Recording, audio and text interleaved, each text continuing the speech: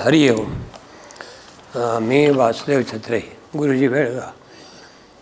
होलिका संदर्भात अनेक प्रकारचे भ्रम निर्माण व्हायला लागले आहेत, परंतु त्याचं रूप असं आहे की 2 तारखेला 2 मार्च रोजी त्यांनी चतुर्दशीयुक्त पौर्णिमा अशी पंचांगाला घातली आहे.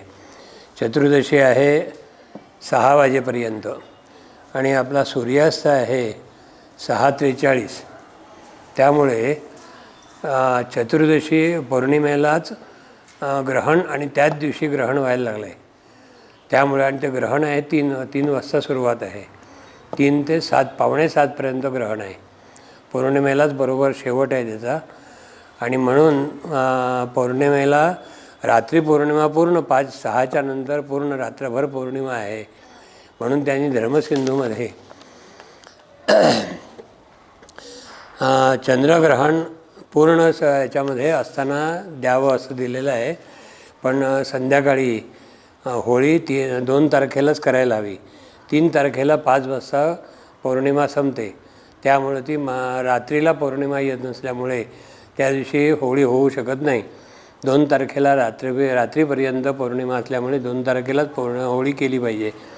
आणि 3 तारखेला ग्रहण आणि संध्याकाळी इथं जेमतेम 5 मिनटं ग्रहण दिसणार बेळगावमध्ये, ते सुद्धा अगदी सुटताना. त्यामुळं ते पाळायला हवं. 2 वाजल्यापासून सकाळी 11 वाजेपर्यंत सर्वांनी जेवणखाण करून घ्यावं. त्याच्यानंतर जेवणखाण करू नका. पावणे 7ला ग्रहण सुटल्यानंतर आंघोळ जेवणखाण करा.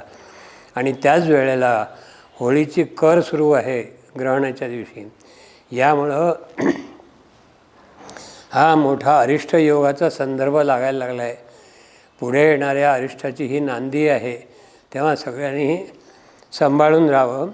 कोणत्याही प्रकारचा अनागोंदी कारभार अर्वाच्य शिवीगाळ करू नकात.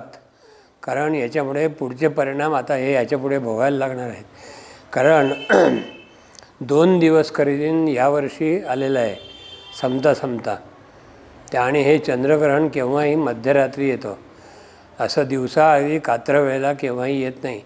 हे यावेळेला आलेलं आहे आणि नाही त्या दिवशी ग्रहण येऊन पोचलेलं आहे. त्यामुळं हा अरिष्ट काळ सुरू होण्याची शक्यता आहे.